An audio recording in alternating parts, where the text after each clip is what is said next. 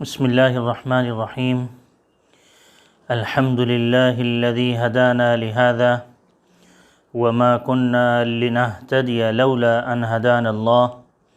والصلاة والسلام على سيد الرسل وخاتم الأنبياء محمد المصطفى وعلى آله وصحبه المجتبى اما بعد. ادارہ تربیت المعلمین کی جانب سے استاد کے ذاتی اوصاف سے متعلق ہماری گفتگو چل رہی تھی کہ جس میں ہم نے اخلاص، للہیت، حسن نیت اور اس کے علاوہ صبر اور تحمل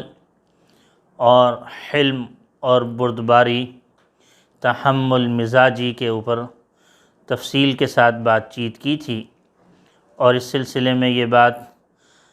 ہی نہیں بلکہ اس سے آگے اس بات کی طرف بھی ہم آئے تھے کہ صرف اور صرف طبیعت کے اعتبار سے صبر اور تحمل یہ کافی نہیں ہے، بلکہ دنیا کے اعتبار سے بھی اور دنیا کے ساز و سامان کے اعتبار سے بھی استاد کے اندر صبر اور تحمل ایک ایسی چیز ہے دنیا کے اعتبار سے بھی ہونی چاہیے۔ اگر کوئی استاد صبر اور تحمل کا دنیاوی اعتبار سے اس کا مظاہرہ نہیں کرتا اور دنیا کے پیچھے اور دنیا کے مال و متاع کے پیچھے بھاگتا ہے، ایثار اور قربانی اور جفا کشی اور اس کے علاوہ اور دوسرے اتنے عالی اوصاف اگر اس کے اندر موجود نہیں ہیں، تو پھر اس کے استاد ہونے کی حیثیت سے وہ کامیاب نہیں بن سکتا۔ کامیابی اسی وقت ملے گی جب کہ وہ اپنا تن من دھن سب کچھ اسی معلم کے فرائض ہونے کی حیثیت سے جو فریضہ ہے اس میں وہ کامیابی حاصل کرے اور خوب زیادہ محنت کرے، ہر طریقے سے ایثار اور ہر طریقے سے اس میں جد و جہد کرتا رہے، تو انشاءاللہ العزیز وہ کامیاب ہوگا۔ اس کے ساتھ ساتھ استاد کے اندر اور کیا باتیں مزید ہونی چاہیے، آہستہ آہستہ انشاءاللہ ان باتوں کی طرف ہم روشنی ڈالیں گے۔ آج ہماری بات ہوگی اس بات میں کہ استاد کے پاس طلبہ ایک امانت ہیں۔ استاد کے پاس طلبہ ایک امانت ہیں۔ استاد اگر امانت اور دیانت کا اگر صحیح طریقے سے مفہوم اور معنی اور اس کا مطلب سمجھ لیتا ہے اور علمی اور عملی طور سے اپنے آپ کو وہ اس کا اندر ڈھال لیتا ہے اور اپنے آپ کو اس کا مطلب سمجھا دیتا ہے، تو گویا کہ پھر ہم یہ کہہ سکتے ہیں کہ استاد 100% کامیاب ہو گیا۔ استاد کی یہ بات اگر سمجھ میں آ جاتی ہے تو یہ ہزاروں صفحات کی تقاریر اور ہزاروں صفحات کے اوپر جو درس و تدریس کے جو رموز اور اسرار بتائے جاتے ہیں اور تمام تدریسی سفر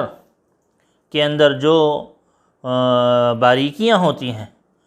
اور جو اس کی نزاکت ہوا کرتی ہے اور تمام تدریسی سفر کا جو خلاصہ اور لب لباب ہوا کرتا ہے، گویا کہ وہ اس پر عمل پیرا ہے اور گویا کہ وہ اس کو سمجھ گیا ہے۔ تو اگر اس نے عملی اور علمی طور سے امانت اور دیانت کا مفہوم خوب سمجھ لیا ہے تو اس سے بڑھ کر اس کے لیے کامیابی اور کوئی نہیں۔ دیکھیں، طالب علم اور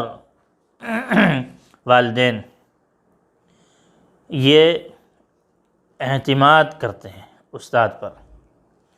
اور سب سے زیادہ اہم ترین چیز اور سب سے محبوب ترین چیز اور سب سے قیمتی چیز وہ والدین استاد کے سپرد کرتے ہیں، اور ان کے سرپرستان، ان کے والدین، ان کے بڑے، یہ تمام کے تمام شخصیات یہ استاد پر اعتماد کرتی ہیں، اور اعتماد کر کے سب سے اہم قیمتی چیز اور سب سے محبوب ترین چیز، اور بلکہ یوں کہنا چاہیے کہ اپنے جسم کا حصہ بہت ساری امیدیں باندھ باندھ کر استاد کے حوالے کر دیتے ہیں، اور استاد بھی اپنے قول و فعل کے ساتھ اور عملی طور سے اس بات کی ضمانت دے رہا ہوتا ہے کہ یہ طلبہ میرے پاس امانت ہیں، اور انشاءاللہ العزیز میں اس امانت کا حق ادا کرنے والا ہوں گا، اس امانت کا حق ادا کرتا رہوں گا۔ یعنی وہ یہ بات زبان حال سے کہہ رہا ہوتا ہے کہ یہ طلبہ میرے پاس امانت ہیں۔ آپ حضرات نے جس اعتماد کے ساتھ اور جس بھروسے کے ساتھ آپ نے یعنی اعتماد کرتے ہوئے اور بھروسہ کرتے ہوئے میرے پاس بھیجا ہے، میں اس کی پوری رعایت رکھوں گا اور آپ کے اعتماد کو کسی طریقے سے بھی ٹھیس نہیں پہنچاؤں گا۔ استاد کی یہ بہت بڑی ذمہ داری ہے، بہت بڑی ذمہ داری ہے، اور اس کے اوپر بہت بڑا ایک فریضہ ہے کہ وہ اپنی اس ذمہ داری اور اس فریضے کا احساس کرے اور اپنے قول و فعل سے اور اپنے عمل سے اپنی اس بات کی پاسداری کرے اور اس بات کا خیال رکھیں اور اس بات کو پورے طریقے سے عملی طور سے اور علمی انداز سے طالب علم کو اس کی معراج تک پہنچانے کی کوشش کرے، اور ظاہر ہے کہ اس کے عمر کی حفاظت کرے، اس کے وقت کی حفاظت کرے۔ یہ دو چیزیں استاد اگر کر دے گا اور حفاظت بدرجہ اتم ہوتی رہے گی تو یہ گویا کہ وہ ان کا ایک بہت ہی زیادہ قیمتی سرمایہ جو طالب علم کی عمر ہوا کرتی ہے، طالب علم کا وقت ہوا کرتا ہے، وہ صحیح جگہ پر گویا کہ وہ قیمتی سرمایہ خرچ ہو رہا ہے۔ طالب علم کس طریقے سے اور کیا سوچ کر اور ان کے والدین کن کن بڑی بڑی امیدیں لے کر استاد کے پاس آتے ہیں، اور حقیقتاً وہ اس بات کا عملی طور سے ثبوت دے رہے ہوتے ہیں کہ ہم نے آپ پر ٹوٹلی اور کلیتاً آپ پر اعتماد کیا ہے، اور اس اعتماد پر استاد کو چاہیے کہ وہ پورا اترے۔ بظاہر ہم دیکھتے بھی ہیں کہ طلبہ کے سرپرستان، ان کے والدین، ان کے جو یعنی بڑے ہوتے ہیں، وہ بہت ہی زیادہ مشقتیں برداشت کرتے ہیں، تکالیف برداشت کرتے ہیں، اور اپنا پائی پیسہ اور اپنا روپیہ خرچ کرتے ہیں اور اولاد کو تعلیم کے لیے بھیجتے ہیں، اور ایک نہیں بلکہ کئی سالوں تک وہ قربانی دیتے ہیں اور قربانیاں دے دے کے ان کی تعلیم کا بندوبست کرتے ہیں، صرف استاد پر اعتماد کرتے ہوئے، اور استاد سے پر امید ہوتے ہیں کہ انشاءاللہ العزیز ہمارے بیٹے کو، ہماری بیٹی کو، ہمارے متعلق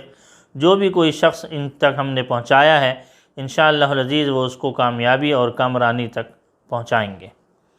دنیا کے اعتبار سے بھی اس کو کامیاب بنائیں گے، آخرت کے اعتبار سے بھی کامیاب بنائیں گے، علمی اعتبار سے بھی کامیاب ہوگا، اور عملی طور سے بھی وہ انشاءاللہ العزیز کام ہوگا۔ لیکن انتہائی ناانصافی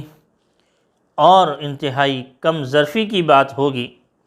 کہ استاد طلبہ اور ان کے سرپرستان اور ان کے والدین کے اعتماد کو وہ ٹھیس پہنچائے، اور جو بھروسہ انہوں نے استاد پر کیا ہے اور جو امید استاد کے ساتھ انہوں نے وابستہ کی ہے، اس کے اوپر وہ پورا نہ اترے، تو لہٰذا اس سے زیادہ کم ظرفی کی بات اور ناانصافی کی بات اور کوئی نہیں ہوگی۔ استاد کو چاہیے کہ طالب علم کی ایک ایک ادا کو، ایک ایک لمحے کو وہ علمی اور عملی لحاظ سے اس کو اس حد تک کامیاب بنائے کہ جس حد تک طالب علم بھی اور استاد کے لیے بھی ممکن ہو سکتا ہے۔ اس میں کسی بھی قسم کی اس امانت کے اندر اگر وہ کمی کرتا ہے، گویا کہ وہ خیانت کا مرتکب ہے، اس خیانت سے اپنے آپ کو محفوظ رکھنا چاہیے۔